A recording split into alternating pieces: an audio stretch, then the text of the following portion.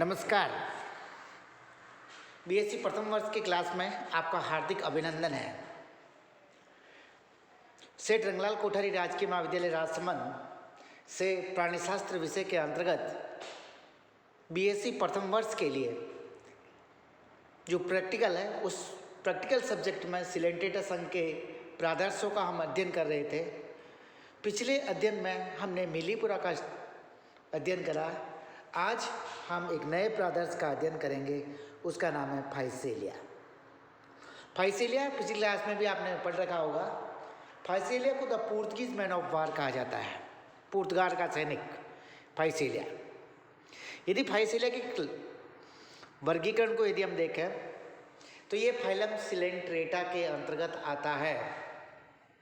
Class Hydrozoa, order siphonophora, सब order फाइसोफोरिडा और genus Physalia, जिसे पुर्तगीज मैन ऑफ वार कहा जाता है।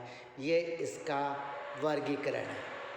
एक बार मैं आपको वर्गीकरण फिर रिपीट करके सुना देता हूँ, क्योंकि जो स्पॉटिंग है उसमें वर्गीकरण इम्पोर्टेंट है। Phylum Coelenterata, class Hydrozoa, order siphonophora, सब ऑर्डर फाइसोफोरिडा, जीनस फाइसेलिया, जिसे पुर्तगीज मैन ऑफ वार कहा जाता है।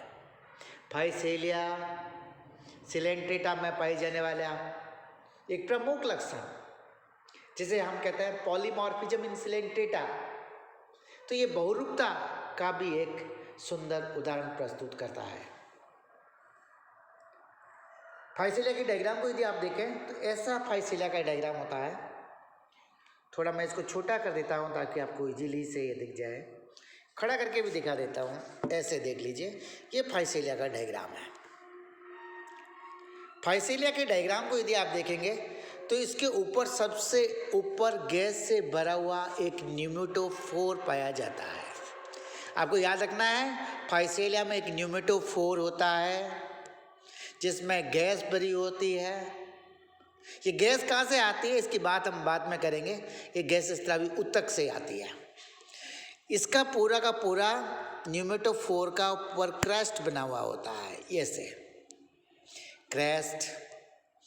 फिर इसके नीचे की ओर कि ये जो मेम्ब्रेन है, इसको अपन कहते हैं इसका स्टेम या सीनोसार्क है। इस सीनोसार्क में बडिंग होने से विभिन्न प्रकार के जूइट्स में आ जाते हैं। और ये विभिन्न प्रकार के जूइट्स कौन कौन से होते हैं, जिनका नाम यहाँ पे दिखाया गया है। सबसे प्रमुख जूइट्स जो पोषण का काम करता है उसको अपन कहते हैं गैस्ट्रोजूइट्स। उसे क्या कहेंगे? गैस्ट्रोजूइट। गैस्ट्रोजूइट को घेर के रखने वाले, सुरक्षा करने वाले पॉलिप, जिन्हें हम कहेंगे डैक्टाइलोजूइट्स। और ये आकार में भिन्न भिन्न होने के कारण स्मॉलर डैक्टाइलोजूइट और लार्जर डैक्टाइलोजूइट्स। जंतुओं का निर्माण करने वाले गोनोजूइट्स। और इसके अलावा इन पर पाए जाते हैं इसके स्पर्शक, जिन्हें हम टेंटेकल्स कहते हैं। और इन टेंटेकल्स पर सिलेंट्रेटा में पाई जाने वाली विशिष्ट कोशिकाएं, जिन्हें हम निमेटोसिस्ट कहते हैं, उन निमेटोसिस्ट का जब समूह होता है तो उसे बैटरीज कहते हैं। तो बैटरीज के रूप में स्पर्शकों पर निमेटोसिस्ट सेल जो है इसमें उपस्थित होती है। ये फाइसेलिया का डायग्राम है। फाइसेलिया की डिटेल नॉमेनक्लेचर और डायग्राम को मैंने आपको बता दिया है। अब हम लिए चलता हूँ आपको इसके आवास और स्वभाव की ओर। फाइसेलिया का हैबिट और हैबिटेट, मैंने कहा कितने प्रकार के जीवक हमने इसमें देखे। हमने देखे गैस्ट्रोजूइट्स, हमने देखा डैक्टाइलोजूइट्स, हमने देखा स्मॉल डैक्टाइलोजूइट और लार्ज डैक्टाइलोजूइट। इसके अलावा हमने देखा गोनोजूइट्स। अलग अलग प्रकार के जीवकों की उपस्थिति है, इसलिए फाइसेलिया एक बहुरूपीय प्राणी है जो गर्म समुद्रवासी जल में पाया जाता है। निवेय के रूप में होता है, कॉलोनी बना करके सारे जीवक मिले हुए हैं तो जीवकों की एक कॉलोनी बन गई। ये कॉलोनी तैरती रहती है, पलवनकारी है। न्यूमेटोफोर या फ्लूइड के माध्यम से तैरती रहती है, इसलिए पलवनकारी लिख दिया। और बेलापाती प्राणी है या हैबिट और हैबिट। बहुरूपी गर्म समुद्रवासी कॉलोनियल पलवनकारी प्राणी, बेलावर्ती प्राणी फाइसेलिया है। फाइसेलिया के वितरण की यदि हम बात करें तो दो चीज, खाड़ी की धारा में फ्लोरिडा से वाइनयार्ड तक और फंडे की खाड़ी में ये कभी कभी मिलता है। फ्लोरिडा की धारा में फ्लोरिडा से वाइनयार्ड तक और फंडे की खाड़ी में भी कभी कभी इसको देखा गया है। अब हमने को लिखना है इसके कमेंट। तो कमेंट के बारे में हमने आपको बता ही दिया। सबसे पहला बात, इसमें न्यूमेटोफोर पाया जाता है और वो न्यूमेटोफोर कलरफुल होता है और इसका कलर जैसा इंद्रधनुषी मोर पंखी रंग जैसा होता है, भूरे रंग का, बहुत सुंदर प्राणी दिखता है, आकृति भी विशिष्ट है। दूसरा, इसको पुर्तगाल का सैनिक कहा जाता है क्योंकि पुर्तगाल की जो जहाज थे उन जहाज़ों पर कभी पानी में ये प्रकट होता है और वापस अदृश्य हो जाता है, इसलिए इसको पुर्तगाल का सैनिक कहा जाता है, उसकी भांति व्यवहार करने के कारण। आकार 10 से 30 सेंटीमीटर, सिनोसार की बडिंग से निकले हुए अनेक स्पर्शक जो कई मीटर तक लंबे होते हैं।